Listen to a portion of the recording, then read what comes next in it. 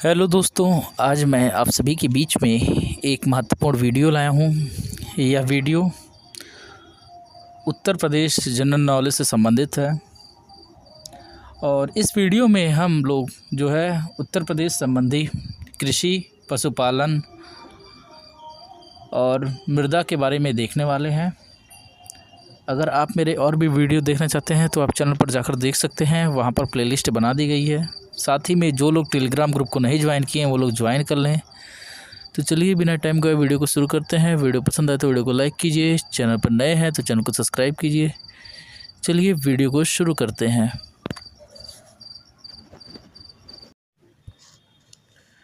मिट्टी, कृषि, पशुपालन। तो इसमें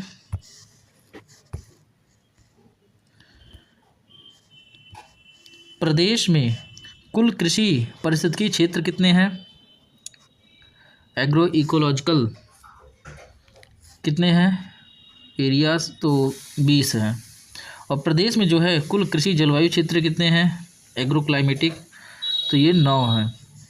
और प्रदेश में कुल मृदा समूह कितने क्षेत्रों में बांटा गया? कितने मृदा समूह में बांटा गया प्रदेश को? तो 8 मृदा समूह में। और प्रदेश के कुल कार्यशील जनसंख्या में से जो है कृषि क्षेत्र में संलग्न कितने हैं 2011 के अनुसार? क्योंकि जनगणना तो इसी में हुआ था। 59.3 59.3। और राज्य का कुल प्रतिवेदित क्षेत्रफल कितना है 2021-22 के अनुसार? तो 23,514 हेक्टेयर है।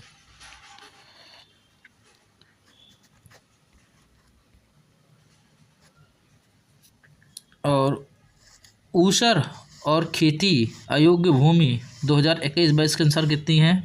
तो 392,000 हेक्टेयर है। और कृषि योग्य बेकार भूमि 2021-22 के अनुसार कितना है? तो 369,000 हेक्टेयर है। और स्थायी चारा भूमि कितना है? तो 70,000 हेक्टेयर है। अच्छा, IGFRI कहाँ पर है? Indian grassland and folder research institute, तो ये झांसी में है। और अन्य वृक्षों, झाड़ियों आदि की भूमि 2021-22 के अनुसार कितनी है? तो 237,000 हेक्टेयर है। और वर्तमान प्रति क्षेत्र 2021-22 के अनुसार कितना है? तो 966,000 हेक्टेयर है। और अन्य जो है प्रति क्षेत्र 2021-22 के अनुसार कितने हैं? तो 596,000 हेक्टेयर है। और खेती के अतिरिक्त अन्य उपयोग में आने वाली भूमि 2021-22 के अनुसार तो 30,155 हेक्टेयर है। और शुद्ध बोया गया क्षेत्र कितना है 2021-22 के अनुसार? तो 161 लाख हेक्टेयर है। और उसके बाद कुल बोया गया क्षेत्र 2019-20 के अनुसार कितने हैं? तो 268 लाख हेक्टेयर है 2022 में डाटा आया था उसी के अनुसार। तो प्रदेश में जो है कुल कृषित क्षेत्रफल, पारिस्थितिकी क्षेत्रफल कितने हैं? क्षेत्र कितने हैं? तो 20 हैं। और प्रदेश में कुल कृषित जलवायु क्षेत्र कितने हैं? 9 हैं। और प्रदेश में कुल मृदा समूह क्षेत्र कितने हैं? तो 8 हैं। और प्रदेश की कुल कार्यशील जनसंख्या में से जो है कृषि क्षेत्र में संलग्न कितने हैं? तो 59.3% है। और राज्य का कुल प्रतिवेदित क्षेत्रफल कितना है? तो 23,514 हेक्टेयर है। और ऊसर और खेती के अयोग्य भूमि 2021-22 के अनुसार कितने हैं? 392,000 हेक्टेयर है। और कृषि योग्य बेकार भूमि 2021-22 के अनुसार कितने हैं?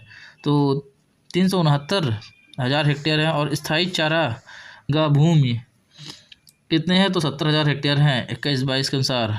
और अन्य वृक्षों, झाड़ियों आदि की जो है भूमि कितना है? तो 237,000 हेक्टेयर है। और वर्तमान प्रति क्षेत्र कितना है? तो 966,000 हेक्टेयर है। 21-22 के अनुसार, और अन्य प्रति क्षेत्र 21-22 के अनुसार कितने हैं, तो 596,000 हेक्टेयर हैं। और खेती के अतिरिक्त अन्य उपयोग में आने वाली भूमि कितना है, तो 30,155,000 हेक्टेयर है। अशुद्ध बोया गया क्षेत्र कितना है, तो 161 लाख हेक्टेयर है। और कुल बोया गया क्षेत्र कितना है, तो 268 लाख हेक्टेयर है।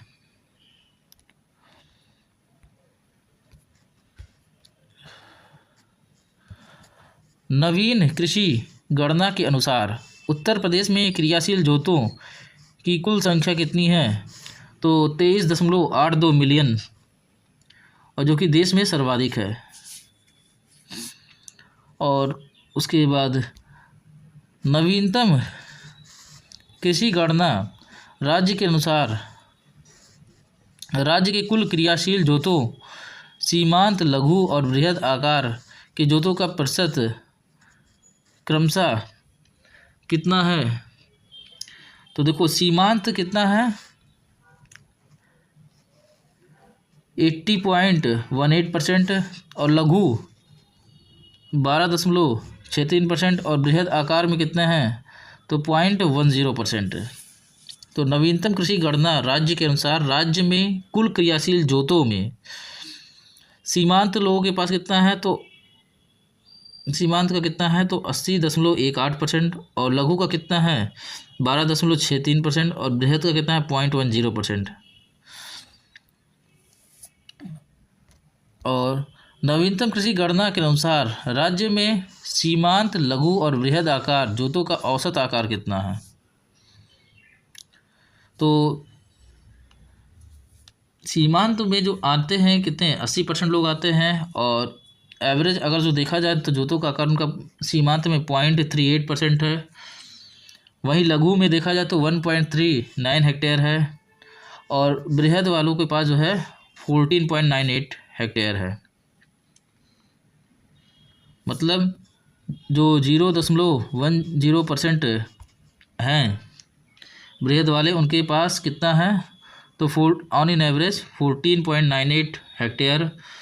वहीं जो लघु वाले 12.63% जो होल्ड करते हैं, उनके पास कितना है, तो 1.39 हेक्टेयर ऑन इन एवरेज। और वहीं जो 80.18% लघु वाले हैं, लघु नहीं सीमांत वाले हैं, तो उनके पास कितना है, तो ऑन इन एवरेज होता है 0.38 हेक्टेयर आता है। और नवीन कृषि गणना के अनुसार राज्य के सभी वर्गों में औसत जोत का आकार कितना है, और राज्य के जब सभी वर्गों के तौर पे देखा जाता है तो औसत जोत का आकार कितना है, तो 0.73 हेक्टेयर है, जो कि भारत का, और अगर जो भारत का देखा जाएगा तो 1.08 हेक्टेयर है। तो नवीनतम कृषि गणना के अनुसार उत्तर प्रदेश में क्रियाशील जोतों की कुल संख्या कितनी है, 23.82 मिलियन, जो कि देश में सर्वाधिक है और उत्तर प्रदेश में। और फिर नवीनतम कृषि गणना राज्य के अनुसार राज्य के कुल क्रियाशील जोतों में सीमांत, लघु और बृहद जोतों का प्रतिशत कितना है, तो सीमांत का प्रतिशत आता है 80%, लघु का आता है 12.63% और बृहद का आता है 0.10% आता है। और नवीनतम कृषि गणना के अनुसार राज्य सीमांत, लघु और बृहद आकार के जोतों के आकार कितना है, तो सीमांत का है 0.38% और उसके बाद लघु का आता हेक्टेयर है, और उसके बाद लघु का कितना है, तो 1.39 हेक्टेयर है, और बृहद का 14.98 हेक्टेयर, 14.98 हेक्टेयर। और नवीन कृषि गणना के अनुसार राज्य में सभी वर्गों में औसत जोत का आकार, राज्य में सभी वर्गों में औसत जोत का आकार 0.73 हेक्टेयर है। और जब भारत की बात करेंगे तो भारत के अनुसार जो होता है 1.08 हेक्टेयर है।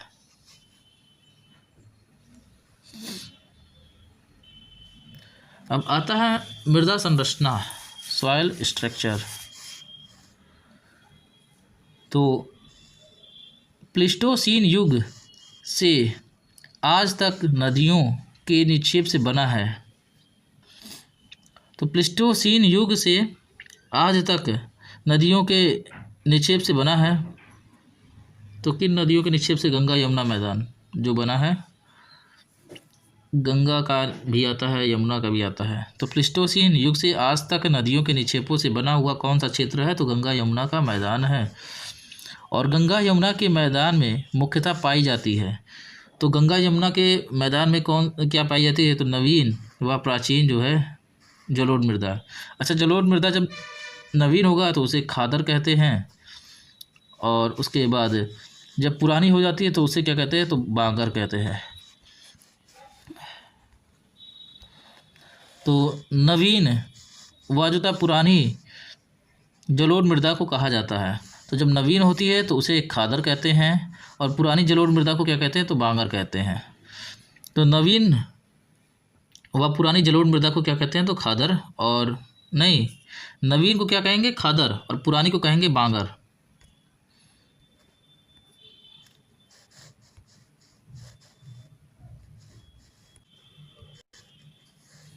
और स्थानीय भाषा में नई जलोढ़ बलुअर, मटियर या मटियार दोमट को कहा जाता है। स्थानीय भाषा में जो नई जलोढ़ होती है, बलुअर होती है, मटियर होती है या मटियार दोमट को क्या कहा जाता है? तो खादर मृदा कहते हैं। और स्थानीय भाषा में पुरानी जलोढ़, उपरहार और दोमट आदि को कहा जाता है तो बांगर मृदा कहा जाता है। जो स्थानीय भाषा में पुरानी जलोढ़ है, उपरहार है, दोमट है आदि को क्या कहा जाता है? तो बांगर मृदा कहा जाता है। और जलोढ़ मृदा में जो है पोटास एवं चूना की अधिकता होती है लेकिन कमी होती है। तो जलोढ़ मृदा में जो है पोटास और चूना की तो अधिकता होती है लेकिन कमी किसकी होती है? तो फास्फोरस, नाइट्रोजन और जैव तत्व की। और गंगा यमुना मैदान में कहीं कहीं लवणीय या क्षारीय मृदाएं मिलती हैं जिन्हें सामान्य भाषा में कहा जाता है। तो गंगा यमुना के मैदान में जो कहीं कहीं लवणीय क्षारीय मृदाएं मिलती हैं उन्हें सामान्य भाषा में ऊसर या बंजर या कलहर या रेह कहते हैं। और मैदानी क्षेत्र में कुछ मात्रा में मरुस्थलीय मृदा पाई जाती है। तो मैदानी क्षेत्र में कुछ मात्रा में मरुस्थलीय मृदा कहाँ पाई जाती है? मथुरा, आगरा आदि जिलों में। और पश्चिमी उत्तर प्रदेश व बुंदेलखंड में कहीं कहीं मिलती है। तो पश्चिमी उत्तर प्रदेश व बुंदेलखंड में कहीं कहीं क्या मिलती है? तो काली मृदा पाई जाती है। रेगुर, करेल, कपास मृदा नाम से जानी जाती है। तो रेगुर, करेल, कपास अन्य किस नाम से जानी जाती है? तो काली मृदा, ब्लैक सॉयल। इसमें कपास की खेती बहुत बढ़िया होती है काली मृदा में। स्वतः जुताई वाली भी होती है, खुद से दरार पड़ता है समय समय पर और पलटता रहता है, खुद स्वतः जुताई वाली मृदा है। और इसके बाद लाल मृदा, परवा, पड़वा, मार, माड़, राकर या राकड़, उसके बाद भोटा मृदा पाई जाती है। किस में पाई जाती है? बुंदेलखंड क्षेत्र में। लाल मृदा, परवा या पड़वा, मार या माड़, राकर या राकड़ व भोटा मृदा पाई जाती है किसमें? तो बुंदेलखंड क्षेत्र में। और राज्य में सबसे अधिक शुष्क खेती क्षेत्र है। तो राज्य में जो सबसे अधिक शुष्क खेती क्षेत्र कौन सा? तो बुंदेलखंड है। और प्रदेश में सर्वाधिक मात्रा में मृदा अपरदन होता है। तो प्रदेश में सर्वाधिक मात्रा में जल द्वारा होता है। अच्छा, जल द्वारा जो होता है 4 प्रकार का होता है। एक होता है स्प्लैश होता है जिसमें बूंद द्वारा होता है। उसके बाद फिर आता है शीट आता है, सतह जो है एक लेयर हट जाता है। और उसके बाद तीसरा कौन सा आता है? तो रील आता है, फिर गली आता है। 4 प्रकार से अपरदन होता है जल द्वारा। उसके बाद प्रदेश में जो है सर्वाधिक लवणीय क्षारीय मृदा वाला जिला कौन सा है? तो प्रदेश में जो सर्वाधिक लवणीय क्षारीय वाला जिला है वो रायबरेली है। और प्रदेश में सर्वाधिक बंजर भूमि वाला जिला कौन सा है? तो झांसी है। और Indian grassland folder research institute भी झांसी में ही है। और कुशीनगर जनपद की मिट्टी को स्थानीय भाषा में क्या कहा जाता है? तो कुशीनगर जनपद की मिट्टी को स्थानीय भाषा में भाट कहा जाता है। और प्रदेश में जलीय अपरदन से सर्वाधिक प्रभावित क्षेत्र कौन सा है? तो प्रदेश में जो जलीय अपरदन है उससे सर्वाधिक प्रभावित क्षेत्र तराई व भाबर क्षेत्र है। और प्रदेश में सर्वाधिक अवनालिका अपरदन जल से जिस नदी से होता है वो कौन सा नदी क्षेत्र है? तो चंबल नदी क्षेत्र में। तो प्रदेश में जो सर्वाधिक अवनालिका अपरदन वाला नदी क्षेत्र कौन सा है? तो चंबल नदी क्षेत्र है, बीहड़ बन जाता है।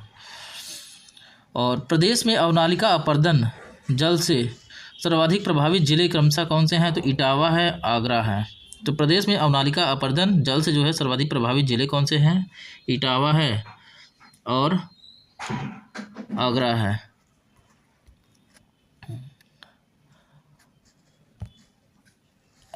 और अवनालिका अपरदन के कारण बनते हैं तो बीहड़ बनता है। और उसके बाद राज्य में वायु अपरदन से सर्वाधिक प्रभावित जिले कौन से हैं? तो मथुरा और आगरा। वायु अपरदन में एक होता है कि कण थोड़ा रेंग के चलते हैं, फिर थोड़ा उछल के, और एक होता उड़ के जाते हैं। 3 है उसमें मेन।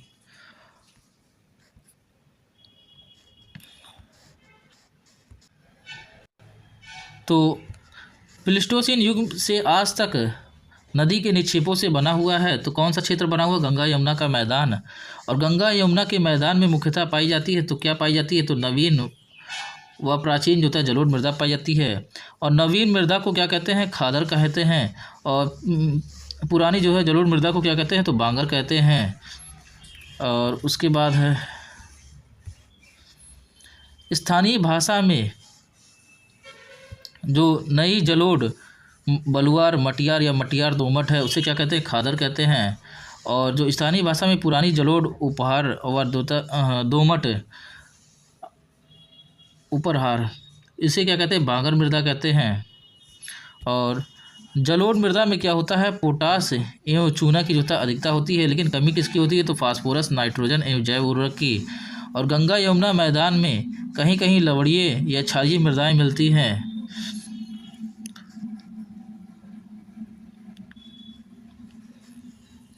जिसे सामान्य भाषा में कहा जाता है तो ऊसर या बंजर या कलहर या रेर कहा जाता है। और मैदानी क्षेत्र में कुछ मात्रा में मरुस्थलीय मृदा पाई जाती है तो मथुरा में पाई जाती है, आगरा में, आदि जिलों में मिलता है। और उसके बाद पश्चिमी उत्तर प्रदेश व बुंदेलखंड में कहीं कहीं मिलती है तो काली मृदा मिलती है। और रेगुर करेल कपास मृदा के नाम से जाना जाता है तो काली मृदा को। और उसके बाद लाल मृदा, परवा मृदा, पड़वा मृदा, मार या माड़, उसके बाद राकर या राकड़, भोट्या मृदा पाई जाती है तो बुंदेलखंड क्षेत्र में। और उसके बाद राज्य में सबसे अधिक शुष्क खेती वाला क्षेत्र कौन सा है? तो बुंदेलखंड क्षेत्र है। और प्रदेश में सर्वाधिक मृदा अपरदन होता है तो जल से। और प्रदेश में सर्वाधिक लवणीय क्षारीय मृदा वाला जिला कौन सा है? तो रायबरेली है। उसके बाद प्रदेश में सर्वाधिक जो है बंजर भूमि वाला जिला कौन सा है? झांसी है। और कुशीनगर जनपद में मिट्टी को स्थानीय भाषा में कहा जाता है तो भाट। और प्रदेश में जलीय अपरदन से सर्वाधिक प्रभावित क्षेत्र कौन सा है? तराई व भाबर क्षेत्र है। और प्रदेश में सर्वाधिक अवनालिका अपरदन वाला नदी क्षेत्र कौन सा है? तो चंबल नदी क्षेत्र है। और प्रदेश में अवनालिका अपरदन यानी कि जल से जो है सर्वाधिक प्रभावित जिले कौन से हैं? तो इटावा, आगरा है।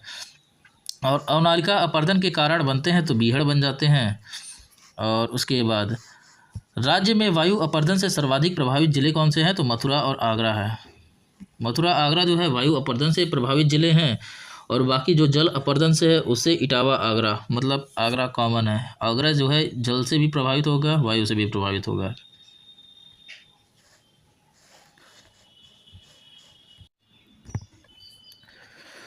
फसल चक्र अपनाने से कम हानि होता है तो फसल चक्र अपनाने से किसका कम से कम हानि होता है? तो उर्वरा शक्ति का। ये बाकी था। अब आता है फसलोत्पादन। तो फसलोत्पादन, क्रॉप प्रोडक्शन। प्रदेश में सर्वाधिक क्षेत्र पर बोई जाने वाली फसल है तो प्रदेश में सर्वाधिक क्षेत्र में बोई जाने वाली फसल कौन सी है? गेहूँ है। और मूंग चीना लोबिया है। तो मूंग चीना लोबिया जो है ये जायद की फसल है।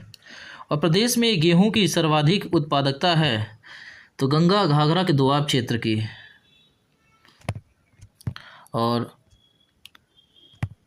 अरहर चना अदरक सर्वाधिक खेती होती है तो बुंदेलखंड क्षेत्र में होता है अरहर चना अदरक का। और रुहेलखंड उसके बाद फिर गंगा यमुना का दोआब में की जाती है तो थोड़ी मात्रा में कपास की खेती। तो रुहेलखंड गंगा यमुना के दोआब में की जाती है तो थोड़ी मात्रा में कपास की खेती। और अफीम की खेती की जाती है तो बाराबंकी और गाज़ीपुर। मूंगफली उत्पादन का विशेष क्षेत्र है तो मूंगफली उत्पादन का विशेष क्षेत्र कौन सा है? तो रुहेलखंड क्षेत्र है। और चावल उत्पादन का विशेष क्षेत्र है तो चावल उत्पादन का विशेष क्षेत्र कौन सा है? तराई व पूर्वी उत्तर प्रदेश है। और प्रदेश में सर्वाधिक महत्वपूर्ण नकदी फसल कौन सी है? तो गन्ना सेकेरम ऑफिसिनेरम। और उसके बाद गन्ना उत्पादन के विशेष क्षेत्र कौन से हैं? तराई और मेरठ के निकटवर्ती क्षेत्र हैं। राज्य में गंगा उत्पादन में कुल ज़िले हैं तो 44 ज़िले आते हैं राज्य में। और राज्य में गंगा उत्पादक कुल परिक्षेत्र हैं तो राज्य में गंगा उत्पादक कुल परिक्षेत्र कितने हैं? तो 9। और राज्य में कुल सहकारी गन्ना विकास समितियां हैं तो राज्य में कुल सहकारी गन्ना विकास समितियां 168 है, ये 31/3/2022 के अनुसार। और राज्य में कुल गन्ना विकास परिषदें हैं तो कुल गन्ना विकास परिषद कितना है? तो 152 है। और उसके बाद प्रदेश में कपास उत्पादन के विशेष क्षेत्र हैं तो गंगा यमुना के दोआब व रुहेलखंड। और प्रदेश में सर्वाधिक कृषि श्रम उत्पादकता वाला क्षेत्र कौन सा है? तो प्रदेश में सर्वाधिक कृषि श्रम उत्पादकता वाला क्षेत्र पश्चिमी उत्तर प्रदेश है। और दशहरी आम का विशेष क्षेत्र कौन सा है? तो मलिहाबाद लखनऊ है। और लंगड़ा आम का विशेष क्षेत्र कौन सा है? तो वाराणसी है। सफ़ेद व चौसे आम का विशेष क्षेत्र कौन सा है? तो सहारनपुर है। और प्रदेश में स्टेम आम का उत्पादन सहारनपुर मेरठ में करते हैं। और प्रदेश में उत्पादित जो आम है दूसरे प्रदेशों में बेचा जाता है। देखो पहले नवाब ब्रांड से बेचा जाता था, अब काकोरी ब्रांड से बेचा जाता है।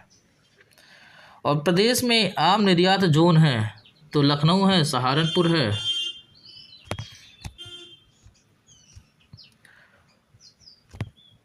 और प्रदेश का सर्वाधिक आंवला उत्पादक जिला है तो प्रदेश का सर्वाधिक आंवला उत्पादक जिला कौन सा है? प्रतापगढ़ है। और निर्यात प्रजातियों के अमरूद उत्पादन का विशेष क्षेत्र है तो प्रयागराज कौशाम्बी है। अमरूद के लिए प्रयोग एवं प्रशिक्षण केंद्र कहाँ पे है? तो प्रयागराज में है। और प्रदेश में लीची उत्पादक ज़िले हैं तो प्रदेश में लीची उत्पादक जो ज़िले हैं वो सहारनपुर, शामली, मेरठ, मुजफ्फरनगर आदि क्षेत्र हैं। और प्रदेश में संतरा उत्पादक क्षेत्र हैं तो प्रदेश में संतरा उत्पादक क्षेत्र सहारनपुर क्षेत्र, बुंदेलखंड क्षेत्र है।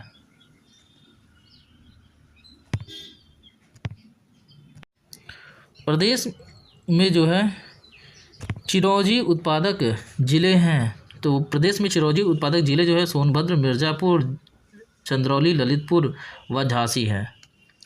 और प्रदेश में आलू उत्पादन, आलू का वैज्ञानिक नाम सोलेनम ट्यूबरोसम होता है। और आगरा, अलीगढ़, कानपुर, मेरठ और बरेली मंडल आता है। और प्रदेश में जो है आलू निर्यातक जोन है तो प्रदेश में आलू निर्यातक जोन आगरा में है। और प्रदेश में आलू निर्यात किया जाता है तो ताज ब्रांड नाम से। और देश में सर्वाधिक कोल्ड स्टोर पाया जाता है तो उत्तर प्रदेश में। और केंद्र सरकार द्वारा केले के लिए जो है सेंटर ऑफ एक्सीलेंस प्रस्तावित किया गया है भटहट, गोरखपुर में। और प्रदेश में जो है सब्जी निर्यात जोन रूप उभर रहा है तो वाराणसी में। और भारत के कुल मेंथा ऑयल उत्पादन में जो है 3/4 भाग उत्पादित करता है तो उत्तर प्रदेश। और प्रदेश में पान की खेती कितने ज़िलों में की जाती है? तो 24 ज़िलों में की जाती है, 24 ज़िलों में। और पान की खेती के लिए जो है विशेष प्रसिद्ध जो है ज़िला कौन सा है? तो महोबा है। और बरई, मानपुर, बांदा, पाली, ललितपुर प्रसिद्ध है तो पान के लिए है। और राज्य के सुरखा अमरूद प्रयागराज, दशहरी आम मलिहाबाद लखनऊ, काला नमक चावल सिद्धार्थनगर, बासमती चावल पश्चिमी यूपी, रटौल आम जो कि बागपत और देसावरी पान महोबा। 6 कृषि उत्पादों पर क्या प्राप्त है? तो जीआई टैग दिया गया है, जियोग्राफिकल इंडिकेशन टैग।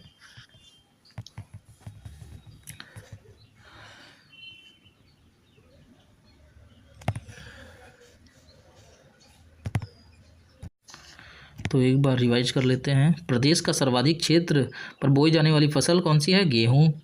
और मूंग, चीना, लोबिया फसल किस सीजन की है? तो जायद की।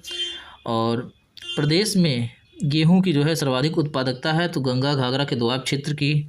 और अरहर, चना, अदरक का सर्वाधिक खेती होता है तो बुंदेलखंड क्षेत्र में। और उसके बाद रुहेलखंड गंगा यमुना के दोआब में किया जाता है तो थोड़ी मात्रा में कपास की खेती, गॉसिपियम स्पीसीज। और अफीम की खेती की जाती है तो बाराबंकी व गाज़ीपुर में।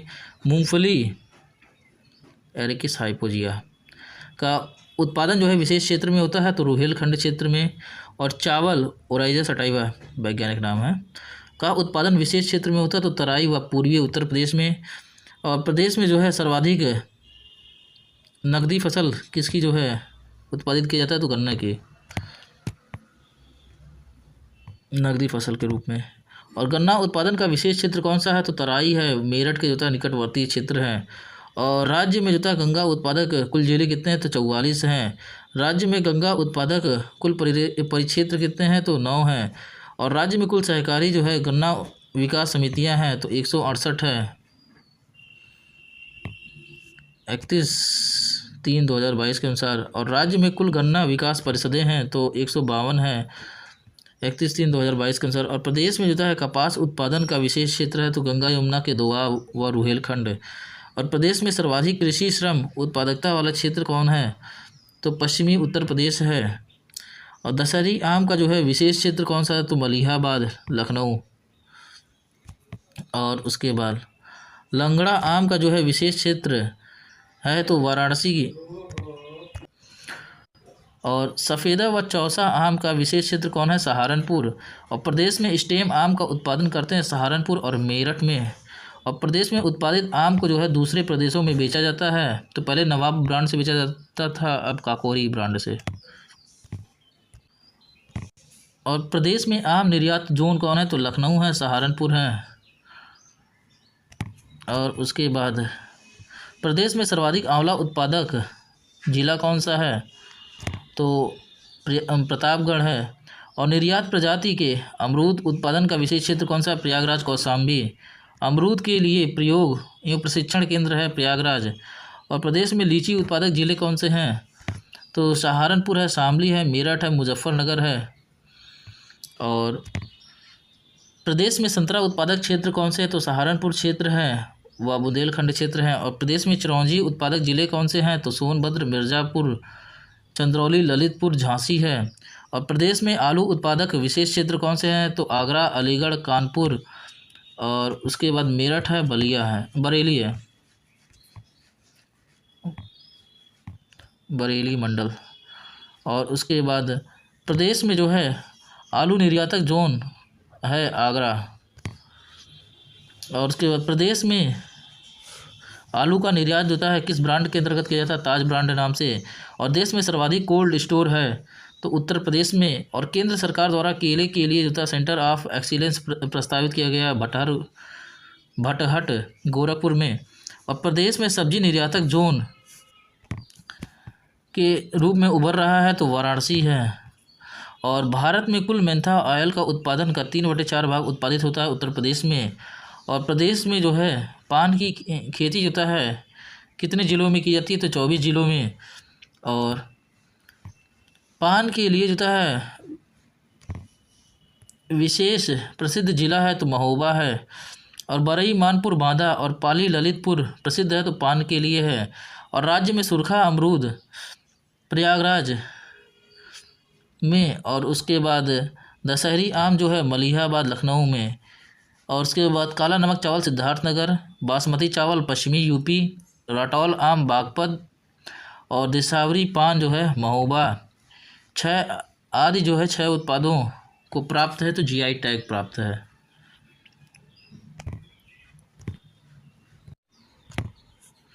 अब दुग्ध विकास, तो देश व प्रदेश का प्रथम नियमित दुग्ध संघ कब बना तो 1937 में लखनऊ में। और राज्य दुग्ध परिषद की स्थापना की गई, तो राज्य दुग्ध परिषद की स्थापना उत्तर प्रदेश में कब किया गया तो 1976 में। और प्रादेशिक कोऑपरेटिव डेयरी फेडरेशन की स्थापना किया गया तो 1962 में। और प्रदेश में जो है दुग्ध नीति प्रख्यापित की गई 2018 में। और प्रदेश में दुग्ध समितियां हैं तो 8619 2022-23 के अनुसार। और प्रदेश में गोपालन को बढ़ावा देने के लिए 1999 में जो है स्थापित किया गया तो उत्तर प्रदेश गौ सेवा आयोग का। और भैंस या किसी भी नस्ल के गायों के सर्वाधिक दूध उत्पादकों को हेतु है तो गोकुल पुरस्कार। और देसी नस्ल की गायों से सर्वाधिक दुग्ध उत्पादकों हेतु है नंद बाबा पुरस्कार, देसी नस्ल की अगर गायों से होता है। और राज्य में प्रतिदिन प्रति व्यक्ति दुग्ध उपलब्धता है तो 426 ग्राम प्रतिदिन 2022-23 के अनुसार है। और भारत का जो है 462 ग्राम प्रतिदिन है। तो दुग्ध विकास में जो है देश व प्रदेश का प्रथम नियमित दुग्ध संघ की स्थापना 1937 में लखनऊ में हुआ। और राज्य जो है दुग्ध परिषद की स्थापना कब हुआ तो 1976 में। और प्रादेशिक कोऑपरेटिव डेयरी फेडरेशन की स्थापना हुआ तो 1962 में प्रादेशिक कोऑपरेटिव डेयरी फेडरेशन की स्थापना हुआ। और प्रदेश में जो है दुग्ध नीति प्रख्यापित की गई थी तो 2018 में। और प्रदेश में कुल दुग्ध समितियां हैं तो कितना है 8619 2022-23 के अनुसार। प्रदेश में गोपालन को बढ़ावा देने के लिए 1999 में स्थापित किया गया था तो उत्तर प्रदेश गौ सेवा आयोग। और भैंस या किसी नस्ल की गायों के लिए सर्वाधिक दूध उत्पादक हेतु है गोकुल पुरस्कार। और देसी नस्ल की गायों में सर्वाधिक दुग्ध उत्पादकों हेतु है नंद बाबा पुरस्कार। और राज्य में प्रतिदिन प्रति व्यक्ति दूध उपलब्धता है तो 426 ग्राम प्रतिदिन है। और भारत में जो है 459 ग्राम प्रतिदिन है। अब कृषि योजनाएं या कार्यक्रम, तो प्रदेश में जमींदारी उन्मूलन कानून लागू हुआ था। तो प्रदेश में जमींदारी उन्मूलन कानून कब लागू हुआ था तो 1 जुलाई 1952 से।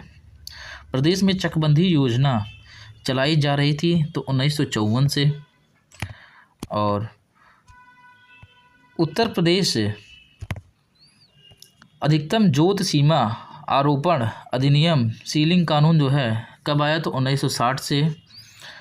और उसके बाद एंटी भूमाफिया टास्क फोर्स का गठन हुआ, कब गठन हुआ 8 मई 2017 को। और प्रत्येक माह के प्रथम व तृतीय मंगलवार को तहसील संपूर्ण समाधान दिवस व्यवस्था जो है कब से मतलब शुरू हुआ तो मई 2012 से। और आईटीसी कंपनी द्वारा प्रदेश में 51 जिलों में स्थापित की गई है तो 2000 ई चौपालों की। और प्रदेश में राज्य कृषि मंडी परिषद की स्थापना किया गया तो 1973 में राज्य कृषि मंडी परिषद की स्थापना किया गया। और देश में कुल 731 कृषि विज्ञान केंद्र है जबकि यूपी में कितना है तो 89 है मार्च 2022 के अनुसार। आई थिंक ये सर्वाधिक है राज्यों के हिसाब से। और वर्तमान में प्रदेश में विनियमित मंडियां हैं तो 251 2022-23 के अनुसार।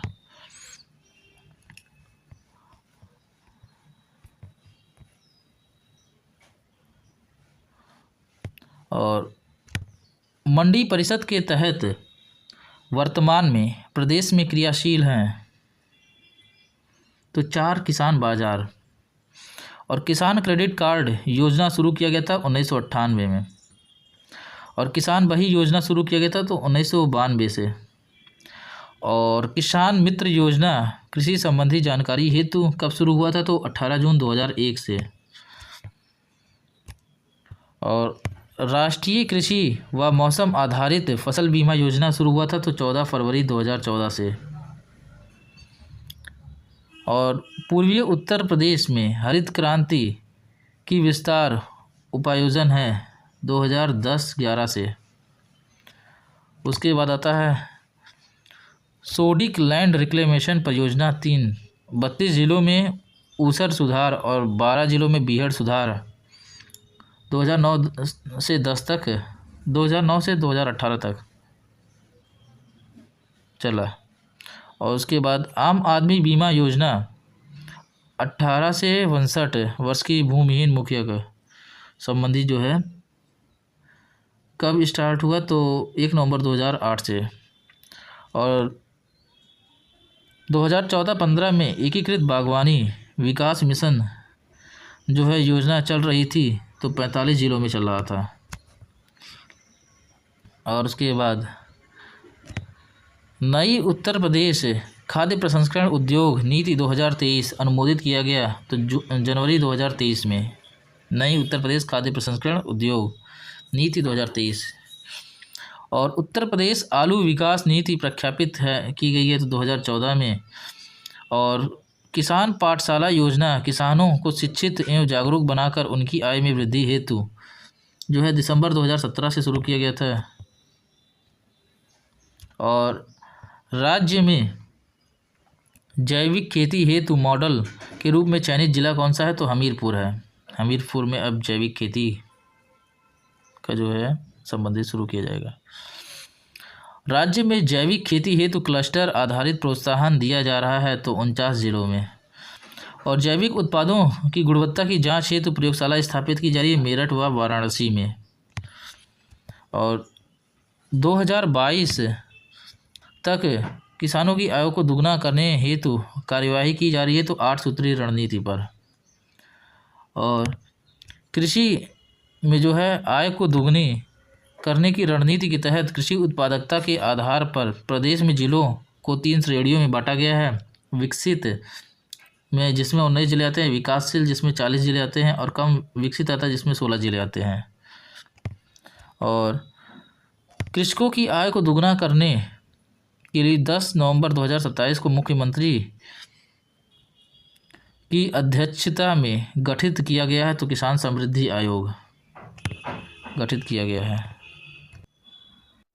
और बंजर बीहड़ उपचार हेतु गौतम बुद्ध नगर जिलों को छोड़कर राज्य के 74 जिलों में पंडित दीनदयाल उपाध्याय किसान समृद्धि योजना संचालित है तो 2022-23 से 2026-27 तक। और किसानों की आय को दुगनी करने हेतु राज्य में पहली बार 26 से 28 अक्टूबर 2018 तक आयोजित किया गया था तो अंतर्राष्ट्रीय होता है स्तर का कृषि कुंभ।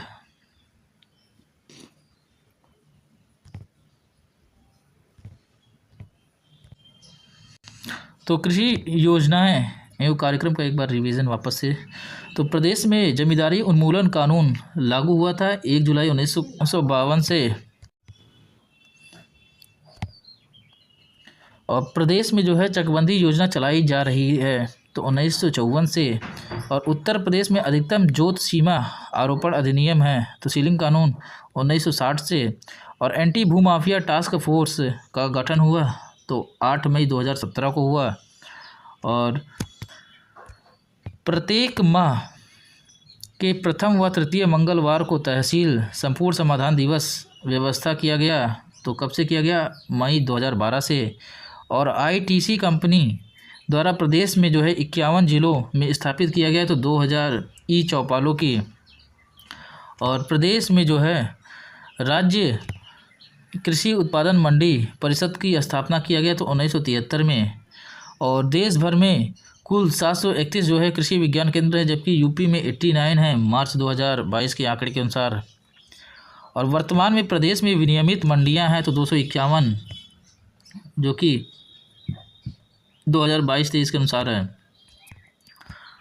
और मंडी परिषद के तहत जो है वर्तमान में प्रदेश में क्रियाशील हैं तो 4 किसान बाज़ार।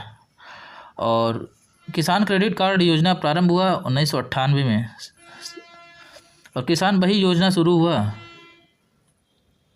1992 से। और किसान मित्र योजना जो कि कृषि संबंधी जानकारी हेतु 18 जनवरी 2001 से शुरू हुआ।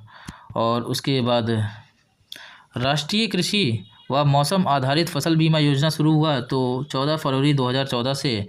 और पूर्वी उत्तर प्रदेश में हरित क्रांति का विस्तार उपयोजना है तो 2010-11 से। और सोडिक लैंड रिक्लेमेशन परियोजना 3 जो है 32 जिलों में ऊसर सुधार, उसके बाद 12 जिलों में बीहड़ सुधार शुरू हुआ तो 2000 मतलब कब से कब तक था, 2009 से 2018 तक था। और आम आदमी बीमा योजना 18 से 59 वर्ष की जो है भूमिहीन मुखिया के लिए था, 1 नवंबर 2008 से शुरू हुआ। और उसके बाद 2014-15 से एकीकृत बागवानी विकास मिशन योजना चल रही है तो 45 जिलों में। और नई उत्तर प्रदेश खाद्य प्रसंस्करण उद्योग नीति 2023 अनुमोदित किया गया है तो जनवरी 2023 में। उत्तर प्रदेश में आलू विकास नीति प्रख्यापित की गई 2014 में। और उसके बाद किसान पाठशाला योजना जो कि किसानों को शिक्षित व जागरूक बनाकर जो है उनकी आय में वृद्धि करने हेतु है तो दिसंबर 2017 से शुरू हुआ। और राज्य में जैविक खेती हेतु मॉडल रूप में चयनित की जिला कौन सा, हमीरपुर है। और राज्य में जो है जैविक खेती हेतु क्लस्टर आधारित प्रोत्साहन दिया जा रहा है तो 49 जिलों में। और जैविक उत्पादों की गुणवत्ता की जांच हेतु प्रयोगशाला स्थापित की जा रही है तो मेरठ व वाराणसी में। और वर्ष 2022 तक कृषकों की आय दुगना करने हेतु कार्यवाही की जा रही है तो 8 सूत्रीय रणनीति पर। उसके बाद कृषकों की आय दुगना करने हेतु रणनीति के तहत कृषि उत्पादकता के आधार पर प्रदेश के जिलों को जो 3 श्रेणियों में बांटा गया, जैसे विकसित के अंतर्गत 19 जिले आते हैं, विकासशील के अंतर्गत 40 और कम विकसित के अंतर्गत 16 जिले आते हैं। और कृषकों की आय दुगना करने हेतु 10 नवंबर 2017 को मुख्यमंत्री की अध्यक्षता में गठित किया गया था किसान समृद्धि आयोग गठित किया गया था। और बंजर व बीहड़ उपचार हेतु गौतम बुद्ध नगर के जिलों को छोड़कर राज्यों में जो है 74 जिलों में पंडित दीनदयाल उपाध्याय किसान समृद्धि योजना संचालित की जा रही है तो 2022-23 से 26-27 तक। और किसानों की आय दोगुनी करने के लिए पहली बार 26 से 28 अक्टूबर 2018 तक आयोजित किया जाता है अंतर्राष्ट्रीय स्तर की कृषि कुंभ, किसानों की आय दोगुना करने के लिए। अब देश स्तर पर कृषि उत्पादन में उत्तर प्रदेश तो कुल खाद्यान्न उत्पादन में 2021-22 के अनुसार प्रथम स्थान पे था और दूसरे पे मध्य प्रदेश था। और कुल गेहूं उत्पादन में 2021-22 के अनुसार प्रथम स्थान पे उत्तर प्रदेश, दूसरे पे मध्य प्रदेश। कुल बाजरा उत्पादन में 2021-22 के अनुसार द्वितीय स्थान था उत्तर प्रदेश का और पहले पे राजस्थान का था। कुल अरहर उत्पादन 2021-22 के अनुसार जो है उत्तर प्रदेश का जो है तीसरा था और महाराष्ट्र का क्या है प्रथम और कर्नाटक का दूसरा था। और कुल गन्ना उत्पादन में उत्तर प्रदेश 2022-23 के अनुसार जो है प्रथम स्थान पे था, महाराष्ट्र दूसरे स्थान पे था। और कुल चीनी उत्पादन में 2022-23 के अनुसार प्रथम स्थान पे उत्तर प्रदेश था, दूसरे पे महाराष्ट्र था। कुल एथेनॉल उत्पादन में जो है उत्तर प्रदेश दूसरे स्थान पे था 2022 के अनुसार और पहले पे महाराष्ट्र था। कुल दूध उत्पादन में जो है 2022-23 के अनुसार जो है पहले पे उत्तर प्रदेश, दूसरे पे राजस्थान, हालांकि बीच में कुछ समय के लिए राजस्थान आकर के ना हट गया। और अंतर्देशीय मछली उत्पादन 2022-23 में मछली उत्पादन में अंतर्देशीय में प्रथम स्थान पे उत्तर प्रदेश और दूसरे पे पश्चिम बंगाल, तीसरे पे महाराष्ट्र। और कुल आलू उत्पादन में 21-22 के अनुसार जो है प्रथम स्थान पर उत्तर प्रदेश, दूसरे पे बंगाल आता है। और कुल आम उत्पादन में जो है 21-22 के अनुसार द्वितीय स्थान पे तथा पहले पे आंध्र प्रदेश है। और कुल आंवला उत्पादन में जो था 2021-22 के अनुसार द्वितीय स्थान पे तथा पहले पे कौन है? मध्य प्रदेश है। कुल तरबूज उत्पादन में 2021-22 के अनुसार प्रथम स्थान पे और दूसरे पे आंध्र प्रदेश है। और कुल खरबूज उत्पादन में 2021-22 के अनुसार जो है प्रथम स्थान पे उत्तर प्रदेश, बाकी सेकंड पे आंध्र प्रदेश है। और कुल पशुधन में पशुगणना 2019 के अनुसार पहले पे उत्तर प्रदेश, दूसरे पे राजस्थान है। और कुल भैंस यानी कि महिष वंशीय में जो है पशुधन में जो है पशुगणना 2019 के अनुसार उत्तर प्रदेश पहले पे, दूसरे पे राजस्थान है। और कुल गौवंशीय पशु में जो है गणना 2019 के अनुसार दूसरे पे उत्तर प्रदेश, पहले पे पश्चिम बंगाल है। कुल चावल उत्पादन में 2021-22 के अनुसार दूसरे पे जो है उत्तर प्रदेश, पहले पे पश्चिम बंगाल है। और कुल कृषि निर्यात में 2023-24 के अनुसार जो है तीसरा स्थान पे उत्तर प्रदेश और पहले पे गुजरात, दूसरे पे महाराष्ट्र है। तो कुल खाद्यान्न उत्पादन में जो है प्रथम स्थान उत्तर प्रदेश का और दूसरे पे मध्य प्रदेश है 2021-22 के अनुसार। और कुल गेहूं उत्पादन में पहले पे जो है उत्तर प्रदेश, दूसरे पे मध्य प्रदेश है 2021-22 के अनुसार। और कुल बाजरा उत्पादन में 2021-22 में दूसरे स्थान पे है और पहले पे राजस्थान है। कुल अरहर उत्पादन में 2021-22 में तीसरे पे उत्तर प्रदेश, पहले पे महाराष्ट्र, दूसरे पे कर्नाटक है। और कुल गन्ना उत्पादन में 2022-23 में पहले पे उत्तर प्रदेश, दूसरे पे महाराष्ट्र है। और कुल चीनी उत्पादन में 2022-23 में पहले पे उत्तर प्रदेश, दूसरे पे महाराष्ट्र है। कुल एथेनॉल उत्पादन में 2022 के अनुसार दूसरे पे उत्तर प्रदेश, पहले पे महाराष्ट्र। दूध उत्पादन में जो है 22-23 के अनुसार पहले पे उत्तर प्रदेश, दूसरे पे राजस्थान। और अंतर्देशीय मछली उत्पादन में इनलैंड फिशरीज में जो है पहले पे कोस्टल रीजन थोड़ा ना आता है उत्तर प्रदेश में, तो इनलैंड ही रहेगा। पहले पे उत्तर प्रदेश, दूसरे पे पश्चिम बंगाल आता है, तीसरे पे महाराष्ट्र आता है। और कुल आलू उत्पादन में जो है 2021-22 में पहले पे उत्तर प्रदेश, दूसरे बंगाल आता है। और कुल आम उत्पादन में जो है 2021-22 में दूसरे स्थान पे उत्तर प्रदेश, पहले पे आंध्र प्रदेश है। कुल आंवला उत्पादन में 21-22 के अनुसार दूसरे पे उत्तर प्रदेश, पहले पे मध्य प्रदेश। और कुल तरबूज उत्पादन में 2021-22 में पहले पे उत्तर प्रदेश, दूसरे पे आंध्र प्रदेश है। कुल खरबूज उत्पादन में 21-22 में पहले पे उत्तर प्रदेश, दूसरे पे आंध्र प्रदेश है। और कुल पशु गणना 2019 के अनुसार जो है पहले पे उत्तर प्रदेश, दूसरे पे राजस्थान है। और कुल भैंस महिष वंशी जो था पशुधन में पशु गणना 2019 के अनुसार पहले पे उत्तर प्रदेश, दूसरे पे राजस्थान है।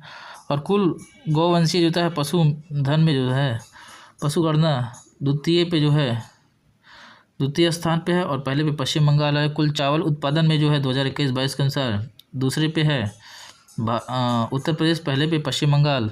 और कुल कृषि निर्यात में 2023-24 में तृतीय स्थान पे उत्तर प्रदेश, पहले पे गुजरात, दूसरे पे जो है महाराष्ट्र है।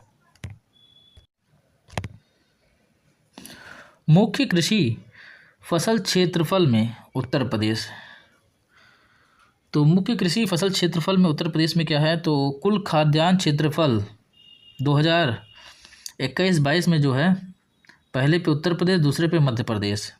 और कुल गेहूं के क्षेत्रफल में 2021-22 के अनुसार पहले पे उत्तर प्रदेश, दूसरे पे मध्य प्रदेश। और कुल चावल क्षेत्रफल में 2021-22 के अनुसार पहले पे उत्तर प्रदेश, दूसरे पश्चिम बंगाल। और कुल बाजरा क्षेत्रफल में 2021-22 में दूसरे पे उत्तर प्रदेश, पहले पे राजस्थान। और कुल रेपसीड एवं सरसों के क्षेत्रफल में 2021-22 के अनुसार तीसरे स्थान पे है उत्तर प्रदेश, पहले पे राजस्थान, दूसरे पे मध्य प्रदेश।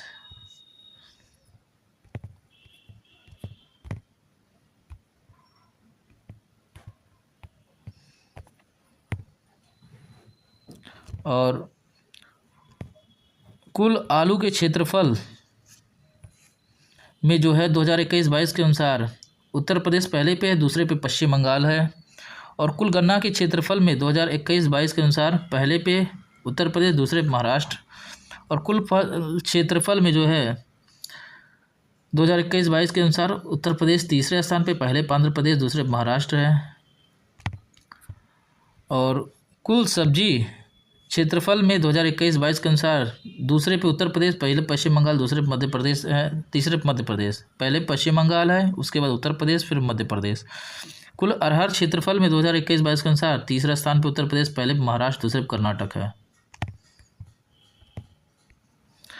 तो कुल खाद्यान्न के क्षेत्रफल में उत्तर प्रदेश पहले स्थान पे, मध्य प्रदेश दूसरे पे है 2021-22 के अनुसार। और कुल गेहूं के क्षेत्रफल में 2021-22 के अनुसार पहले पे उत्तर प्रदेश, दूसरे पे मध्य प्रदेश है। और कुल चावल में उत्तर प्रदेश पहले पे, पश्चिम बंगाल दूसरे पे है 21-22 के अनुसार। और कुल बाजरा के क्षेत्रफल में 2021-22 के अनुसार द्वितीय स्थान पर उत्तर प्रदेश, राजस्थान पहले पे। और कुल रेपसीड में जो है ये सरसों क्षेत्रफल में तीसरे स्थान पे है उत्तर प्रदेश, पहले पे राजस्थान, दूसरे पे मध्य प्रदेश है। और कुल आलू के क्षेत्रफल में जो है 2021-22 के अनुसार पहले पे उत्तर प्रदेश, दूसरे पश्चिम बंगाल है। गन्ने के क्षेत्रफल में 2021-22 में पहले पे उत्तर प्रदेश, दूसरे पे महाराष्ट्र। और कुल फल क्षेत्रफल में जो है तीसरे स्थान पे उत्तर प्रदेश है, बाकी पहले पे जो है आंध्र प्रदेश, दूसरे पे महाराष्ट्र है। और कुल सब्जी क्षेत्रफल में जो है पहले पे पश्चिम बंगाल और दूसरे पे उत्तर प्रदेश। पहले पश्चिम बंगाल सब्जी उत्पादन में, और दूसरे पे उत्तर प्रदेश, और तीसरे पे मध्य प्रदेश। और अरहर क्षेत्रफल में पहले पे महाराष्ट्र, दूसरे पे कर्नाटक, और तीसरे पे उत्तर प्रदेश। तो दोस्तों ये था आज का वीडियो। अगर वीडियो आपको पसंद आए तो कृपया वीडियो को लाइक कीजिए। अगर चैनल पर नए हैं तो चैनल को सब्सक्राइब कीजिए। मिलते हैं हम आपसे अगले वीडियो में, तब तक के लिए।